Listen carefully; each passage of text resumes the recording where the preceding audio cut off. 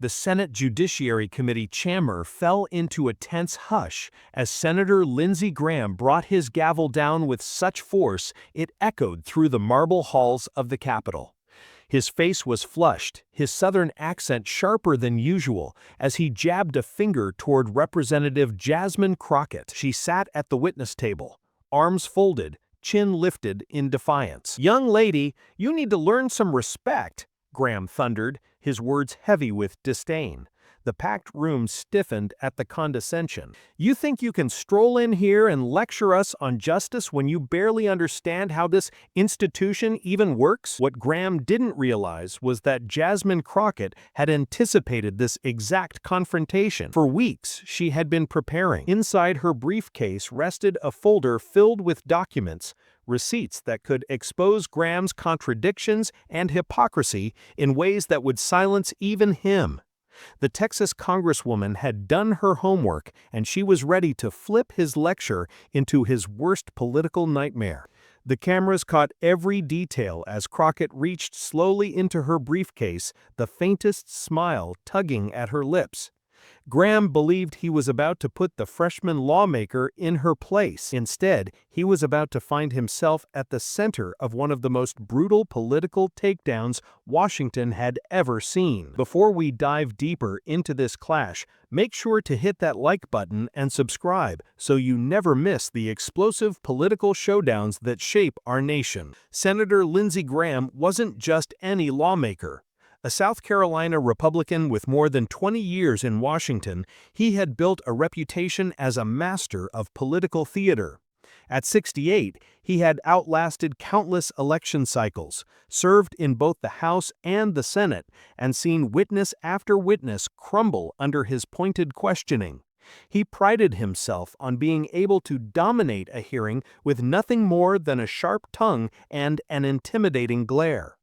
Colleagues on both sides knew his style: fiery outbursts, dramatic finger-pointing, and a knack for making witnesses squirm. The press ate it up, and Graham had learned long ago how to turn that media attention to his advantage.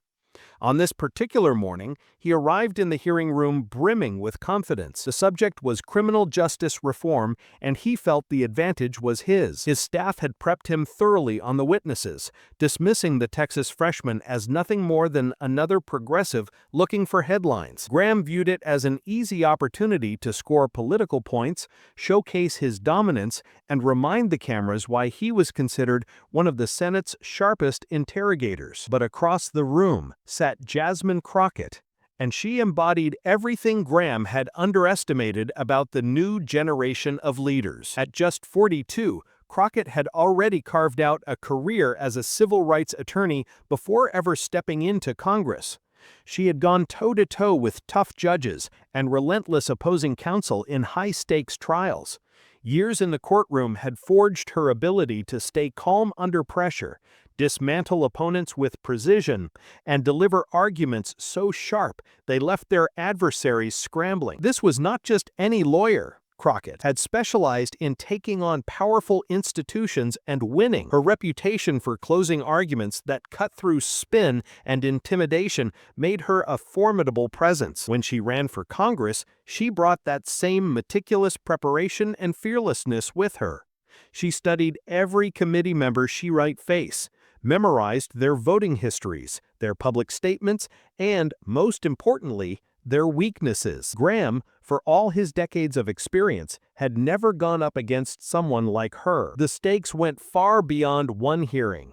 Graham was up for re-election and needed to project control and authority for voters back in South Carolina. Any sign of being rattled by a Democratic freshman could haunt him in campaign ads for months. For Crockett, this was more than testimony. It was a proving ground. She knew veteran senators like Graham would try to paint her as inexperienced, unqualified, and out of her depth. This was her chance to show she not only belonged, but could go toe-to-toe with one of Washington's most seasoned performers. The issue itself, criminal justice reform, cut to the core of both their identities. Graham framed it as a way to stand firmly with law enforcement and present himself as tough on crime. Crockett saw it as a chance to confront the systemic inequalities she had spent her career battling. The hearing room was packed. Law enforcement leaders, civil rights advocates, legal scholars, and reporters from every major network. The tension was palpable, but no one in that chamber could have predicted how dramatically the balance of power was about to shift. For Representative Jasmine Crockett, this hearing was more than just another committee session. It was her opportunity to prove she was a serious force in Washington. As a first-term member of Congress, she knew veteran senators like Lindsey Graham would try to paint her as inexperienced, unqualified, and out of her depth. This was her moment to show that she not only belonged at the table, but could stand toe-to-toe with even the most seasoned power brokers. The stakes couldn't have been higher. The topic at hand, criminal justice reform, cut directly into both of their political brands. Graham saw it as a platform to flex his tough-on-crime credentials, winning points with law enforcement and conservative voters back home in South Carolina. Crockett, on the other hand, viewed it as a chance to shine a light on systemic inequities she had spent her legal career fighting against. The gallery was filled with a cross-section of America's justice system: police union leaders, civil rights advocates, nonprofit attorneys, and reporters from every major outlet. Everyone could feel the tension hanging thick in the air, but few anticipated just how explosive this exchange would become. When the hearing opened, Graham wasted no time setting the tone. His opening remarks were sharp, aggressive, and deliberately framed to put the witnesses on edge. He hammered the need to stand with law enforcement, railed against what he derisively called radical reform schemes, and took not-so-subtle swipes at younger politicians he accused of chasing headlines instead of real solutions. Crockett listened without flinching, her pen gliding steadily across her notes. Every so often she nodded slightly, almost as if confirming things she had already prepared for. Compared to some of the other witnesses who shifted nervously under Graham's glare, her calm presence stood out. But the real fireworks began the moment Graham called on her to testify. From the very first words out of his mouth, his tone dripped with condescension. "Before you start," he interjected, leaning forward with a smug smile, "let me make something perfectly clear, for you and for everyone watching. This is a serious discussion about criminal justice. We're not here for campaign speeches or partisan grandstanding." The remark drew a faint murmur from the room. Crockett didn't blink. She looked Graham straight in the eye and responded evenly. "Senator Graham, I appreciate your concern about partisan talking points. I suspect we'll have plenty of time to discuss those." The subtle sting in her reply wasn't lost on the other committee members, some of whom exchanged quick glances. Graham's smile tightened, but he motioned her to proceed. As Crockett began to outline her reform proposals, Graham interrupted almost immediately. "How many years have you worn a badge? How many crime scenes have you personally walked through? How many police officers have you actually worked with?" Crockett calmly explained her experience as a civil rights attorney, noting her collaboration with law enforcement agencies on reform initiatives. But Graham cut her off mid-sentence. "Being a lawyer isn't the same as being a legislator, young lady. This isn't a courtroom where you can argue your way to victory." The phrase, "young lady," landed hard. Several people in the gallery shifted uncomfortably. Democratic members of the committee bristled, but stayed silent, watching the exchange unfold. Graham pressed harder, his tone rising with each question. He challenged her statistics, dismissed her ideas as naive and dangerous, and waved his hands theatrically for the benefit of the cameras. His voice boomed across the chamber as he jabbed a finger toward her. "You know what your problem is?" Graham barked. "You come in here with these fancy theories about reform, but you don't understand the real world. You don't know what cops face every day. You don't know what victims of crime live through." Crockett stayed composed, her expression steady. "Senator, I've represented both victims of crime and police officers throughout my career. I believe I understand the complexities quite well." "No, you don't," Graham shot back, his face reddening as he leaned forward in his chair. "You understand theory, You understand talking points, but you don't understand reality. The clash escalated quickly, Graham's voice rising nearly to a shout as he slipped fully into performance mode. He began lecturing Crockett on proper decorum in Congress, criticizing her tone and implying she was out of her league in a discussion this serious. "This is the problem with Washington today," Graham thundered, turning toward the cameras as if delivering a closing argument. "We've got people who think a few years of experience gives them the right to lecture those of us who've been fighting these battles for decades." Other members of the committee tried to jump in, but Graham was on a roll, reveling in the sound of his own voice. What he didn't realize was that Jasmine Crockett had been waiting for exactly this moment. His arrogance, his interruptions, his condescension, because all of it was about to backfire in spectacular fashion. The senator turned toward the cameras, his voice booming with righteous indignation. "This is the problem with Washington today," he declared, his hand slicing through the air for emphasis. "We have people who walk in here thinking they know it all, believing that a few short years of experience give them the authority to lecture those of us who have been battling these issues for decades." Other members of the committee shifted in their seats, some trying to cut in, but Graham was fully committed to his performance. He launched into a speech about his years in public service, his deep ties to law enforcement, and his supposed dedication to real solutions instead of what he painted as empty political theater. What he failed to recognize was that his condescending tirade was doing exactly what Representative Jasmine Crockett had hoped.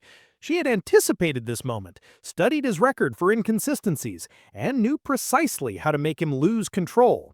Every arrogant interruption, every dismissive gesture, every exaggerated lecture was being captured on camera, and she was ready to flip it back on him. As Graham continued railing about respect for seniority and proper decorum in Congress, Crockett calmly reached for her briefcase. She had been waiting patiently for the right opening, and now his arrogance had given it to her. Finally, Graham's frustration boiled over. His voice rose to near shouting as he jabbed a finger across the table. "You need to learn your place in this institution, Representative. There's a reason some of us have lasted here for decades, while others fade after a single term. It comes down to respect, experience, and knowing how this place truly works." The room froze. Even some of Graham's Republican colleagues looked uneasy, while Democrats sat in stunned silence. The audience gallery went completely still, all eyes fixed on Crockett to see how she would respond. She lifted her head slowly, met Graham's glare with a calm, steady gaze, and allowed a faint smile to form. "Senator Graham, you've raised the subjects of respect and experience. I think it's the perfect moment for us to examine those topics together." With deliberate calm, Crockett unlatched her briefcase, the soft click echoing through the hushed chamber. Graham leaned back, still red-faced from his outburst, unaware that she had just walked into the trap she had prepared. "Senator Graham," she continued, her voice clear and unwavering, "for the last several minutes, you've questioned my credentials, my background, and even my right to sit at this table. So perhaps it's only fair that we take a look at your own record." Graham waved a hand dismissively. "Representative, I've served this country for over 20 years. My record speaks for itself." Crockett nodded. "You're absolutely correct, Senator. Your record does speak for itself. And today, we're going to let it." She pulled out a printed copy of a Senate floor speech from 2018. "This is your statement from the criminal justice reform debates 5 years ago. Would you like to read it aloud, or shall I refresh everyone's memory?" For the first time, Graham's confidence faltered. "I don't recall the exact wording, but I've always supported reasonable reforms." Crockett didn't miss a beat. Her trial lawyer instincts came through in her delivery as she read aloud. "We cannot continue to ignore the overwhelming evidence that our criminal justice system treats people differently depending on race and economic status. Incremental changes are no longer enough. Bold action is required to correct these systemic failures." The chamber erupted with murmurs of surprise. Democrats leaned forward, stunned by the contradiction. Republicans shifted uncomfortably, glancing at one another. Graham's face drained of color as the weight of his own words hung in the air. Crockett pressed on, her voice steady. "That statement, Senator, sounds strikingly similar to the so-called radical proposals you've been dismissing today. In fact, several of my recommendations mirror, almost word for word, the reforms you championed just 5 years ago. She reached for another document. Here's your 2019 op-ed in the Charleston Post. In it, you called for comprehensive police reform and criticized your colleagues for preferring political theater over genuine solutions. Would you like me to read that one as well? Graham tried to interject, scrambling to regain control. Representative, circumstances change, political realities shift. What was reasonable then, Crockett cut him off smoothly, her tone sharp but calm. Oh, I fully understand that circumstances change, Senator. What's fascinating is exactly when they changed for you. Crockett leaned forward slightly, her voice cool but cutting. The real question, Senator, is not that your views changed, it's when they changed. She reached into her folder and pulled out a large color-coded timeline chart, clearly prepared well in advance. Here's a breakdown of your own public record on criminal justice reform over the last 8 years. Take a look and notice something peculiar. Your stance starts drifting sharply to the right in early 2021. And do you remember what else happened in January 2021? That's when you officially kicked off your re-election campaign. And right on cue, according to campaign finance disclosures, contributions from private prison corporations and law enforcement unions opposing reform skyrocketed. The gallery erupted. Reporters' pens scratched furiously, cameras flashed, and even seasoned correspondents exchanged eye-wide glances. Graham's jaw tightened, his lips pressed into a thin line. But Crockett wasn't finished. She pulled out another stack of papers and set them neatly on the desk. You questioned my experience with law enforcement? Let's talk about that. I've defended 14 police officers accused of misconduct. I've collaborated with 6 police departments on training and reform programs, and I've successfully taken 3 private prison companies to court for violating federal standards. She then laid a letter flat on the table, sliding it forward so the cameras could catch it. This, Senator, is from Chief Michael Rodriguez of the Dallas Police Department. In it, he praises my practical work on community policing initiatives. Shall I read aloud what he says about my understanding of the real challenges officers face? Graham tried to cut in, but Crockett powered on without missing a beat. And as for your claim that I don't grasp what crime victims endure, tell that to the over 200 victims I've represented in civil rights cases, or to the families of fallen police officers I assisted pro bono, helping them secure justice after tragedy. Do you still think I don't understand? The hearing room was locked in silence. Every eye was on Crockett. Even Graham's aides, normally quick to nod along, looked stunned at how deeply she had prepared. Her voice sharpened, taking on the cadence of a closing argument. Here's what fascinates me most about your lecture on qualifications. According to your own official Senate biography, you've never prosecuted a single criminal case. You've never defended a police officer. You've never represented a crime victim. You've never once served in law enforcement. Your legal background is almost entirely business law. So tell me, Senator, when you question my expertise to debate criminal justice reform, what credentials do you really bring to the table, other than shifting your stance to line up with campaign donations? The words hit like a sledgehammer. Graham froze, his mouth opening slightly, but no sound coming out. The rest of the committee stared in disbelief. When Graham finally spoke, his voice was shaky. Representative, this is completely out of line. Crockett calmly leaned back, her eyes locked on him. Out of line? What's out of line, Senator? Using your exact words from official transcripts? Citing your published op-eds? Asking the public to judge your voting record?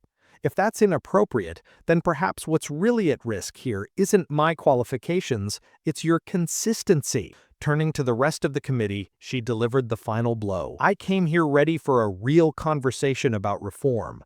I brought facts, data, expert testimony, and solutions. Instead, I've been lectured on respect by someone whose only demonstrated skill is flipping positions to suit political convenience. The American people deserve better. Graham attempted once more to recover. You're twisting my words, taking them out of context. But Crockett cut him off smoothly. Context? "Senator, these are your verbatim statements, pulled from the public record. If I've misrepresented anything, then please explain to us what context makes your contradictions acceptable." The room fell dead silent again. Cameras clicked. Graham had nothing left. Crockett calmly returned the documents to her briefcase and sat back, her composure unshaken.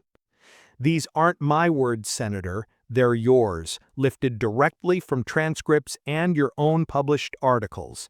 If I've misrepresented anything, then please explain to this committee what context makes your flip-flops acceptable." Graham's lips pressed into a thin line.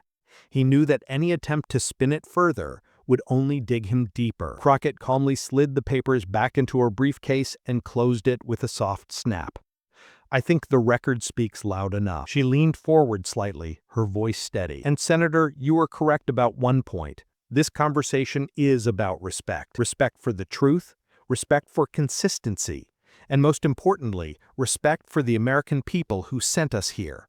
It's time we focus on the reforms they deserve, not the theatrics." The exchange detonated like a political earthquake. As the gavel came down for recess, the press corps scrambled, reporters dashing for phones and laptops, photographers capturing every angle of Graham's rattled expression and Crockett's calm, unflinching demeanor.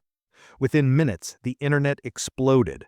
Clips of Crockett dismantling Graham went viral across every platform. The hashtag #CrockettClapsBack surged to the top of Twitter, followed by hashtag #GrahamExposed and hashtag #ReceiptsReady. In less than 6 hours, the video had racked up over 2 million views. Analysts and commentators across cable news marveled at what they called one of the most complete takedowns of a senior senator by a freshman representative in recent memory. Graham's office scrambled to contain the fallout, issuing a statement that his positions had evolved based on changing circumstances. But the excuse only amplified Crockett's point, especially when journalists began sharing the very timeline she had presented, showing how his views shifted in sync with his re-election campaign and a sudden flood of donations from private prison companies. The Charleston paper that once ran Graham's 2019 op-ed praising justice reform republished the piece, this time with a bold editor's note contrasting his words then with his positions now. Local broadcasters in South Carolina piled on, running segment after segment comparing his past speeches with the scene that had just unfolded in Washington. Meanwhile, Democratic fundraising committees seized the moment. Using Crockett's viral exchange in emails and ads, one organization pulled in $500,000 in small donations within just 24 hours. The message was clear. This was what real opposition looked like. But the ripple effect stretched far beyond social media or fundraising. Law schools quickly added the hearing transcript to their trial advocacy curriculum, citing it as a textbook example of how preparation trumps intimidation. Political scientists praised Crockett's strategy as a model for a new generation of lawmakers. Even inside Republican circles, discomfort was palpable. Some colleagues privately admitted admiration for Crockett's performance, even as they defended Graham in public. Others began quietly rethinking whether aggressive grandstanding remained a viable tactic in the age of viral politics. The money trail also grew hotter. Reporters zeroed in on the spike in Graham's campaign contributions from correctional industry groups and law enforcement unions. The uncomfortable question of pay-to-play politics was suddenly front and center, and Graham's team struggled to answer it. For Crockett, the outcome was bigger than anything she had envisioned. Her office was inundated with requests for interviews and policy briefings.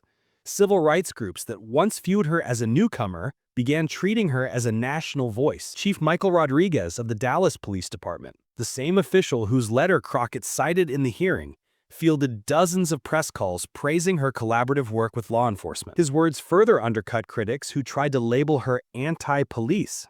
The impact back in South Carolina was brutal.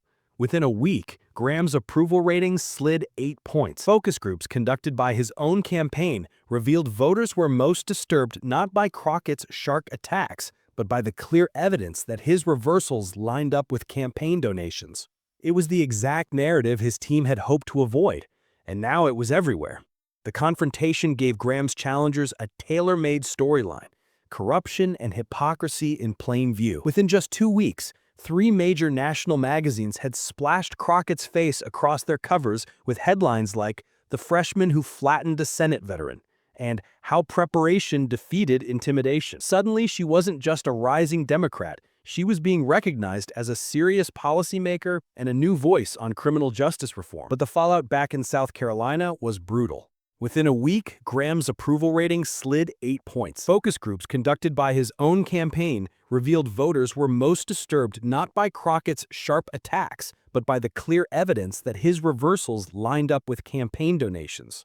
It was the exact narrative his team had hoped to avoid, and now it was everywhere. The confrontation gave Graham's challengers a tailor-made storyline: corruption and hypocrisy in plain view. Within just 2 weeks, 3 major national magazines had splashed Crockett's face across their covers with headlines like "The Freshman Who Flattened a Senate Veteran" and "How Preparation Defeated Intimidation." Suddenly, she wasn't just a rising Democrat. She was being recognized as a serious policymaker and a new voice on criminal justice reform. But the fallout extended well beyond their individual careers. Party strategists on both sides quickly realized the old playbook for committee hearings had expired. Relying on seniority and volume to dominate proceedings no longer guaranteed victory. Staffers reported that freshmen across the Capitol were now requesting in-depth dossiers on senior members, determined never to be caught off guard. Crockett's meticulous style was being studied and copied by younger lawmakers who understood that authority had to be earned through preparation,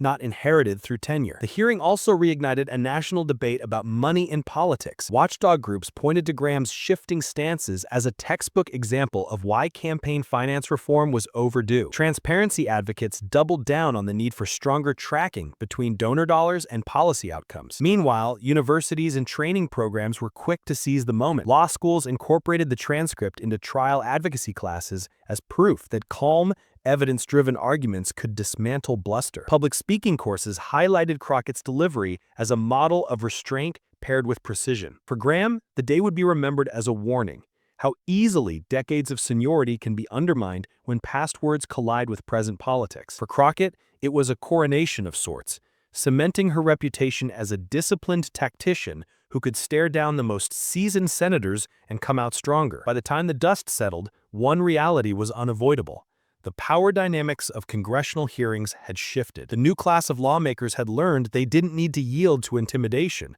They could fight back with facts, research, and a refusal to be silenced. The Graham-Crockett showdown soon became required viewing in political science classes across the country. Professors dissected her methodical buildup, showing how she exposed smaller cracks before dropping the decisive evidence, a strategy compared to a chess master maneuvering for checkmate. The cultural impact stretched far outside Washington. Mainstream news outlets focused on the policy stakes, but online audiences fixated on the drama. Memes of Graham's stunned face ricocheted across Twitter and Instagram, while clips of Crockett's calm delivery racked up millions of views. Even internationally, commentators took notice.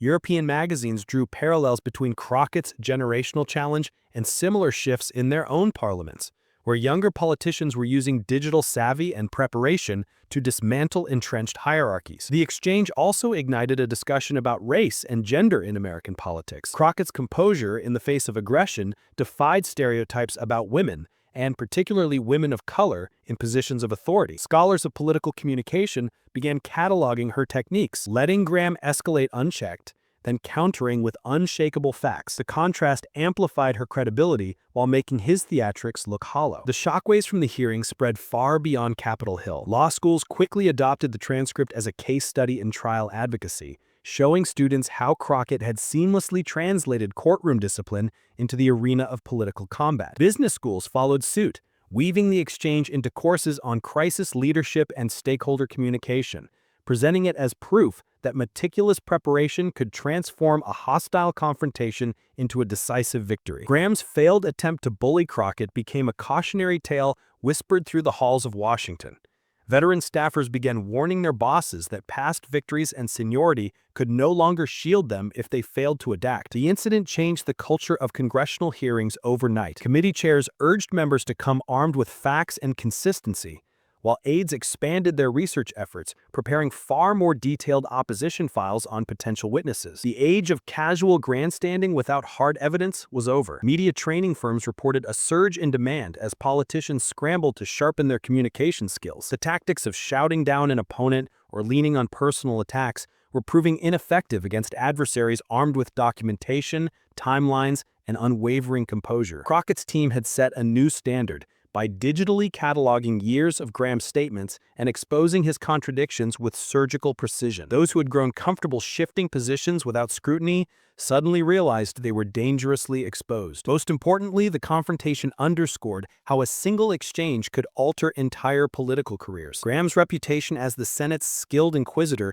took a hit he would never fully recover from, while Crockett's profile skyrocketed, cementing her place as a serious and unflinching force in Washington. In the weeks that followed, pollsters found Americans craving leaders who fought entrenched power with facts instead of theatrics. Younger voters in particular gravitated towards Crockett's methodical, no-nonsense approach, seeing in her a break from the hollow pageantry they had grown tired of. The lesson for Washington was crystal clear. Come prepared, show proof, and never underestimate your opponent. Crockett had delivered more than a rebuttal. She had rewritten the rules of engagement. That hearing room had witnessed not just a clash of personalities, but a generational handoff in political power, one that would reshape the culture of American politics for years ahead. The aftershocks were immediate. Seasoned lawmakers entered hearings with new caution, aware that even a single slip could be weaponized in the digital age. Political consultants rushed to update their playbooks, shifting focus from showmanship to fact-checking, message discipline, and defensive preparation. And the movement didn't stop in Washington. Across state legislatures, ambitious young lawmakers began adopting Crockett's model, challenging entrenched veterans with carefully researched contradictions and relentless precision. The strategy quickly spread through every tier of government, shifting the balance of influence between veteran lawmakers and rising newcomers. Advocacy groups and legal organizations began adapting as well, coaching their representatives to adopt this evidence-driven style when appearing before congressional panels. They understood that meticulous preparation and hard documentation carried far more weight than dramatic speeches or celebrity backing. The showdown proved that when facts are presented with precision, they can slice through political showmanship more effectively than anything else. It also ignited a broader debate about accountability in American politics. Citizens who had grown weary of leaders flipping positions for convenience suddenly saw a blueprint for exposing contradictions and holding officials to their word. Universities quickly acknowledged what had taken place. Journalism programs began using the exchange as a case study in investigative reporting, teaching students how careful research and detailed records can build powerful stories. The event also suggested that some of the strongest political journalism might come directly from public officials who are as skilled as gathering facts as reporters themselves. The psychological impact may have been the most profound. Politicians long accustomed to casual dishonesty or shifting stances found themselves in a new reality where every word could be checked instantly and every contradiction preserved. A new phrase even started circulating in Washington, being Crocketted, to describe the risk of being publicly dismantled with one's own record.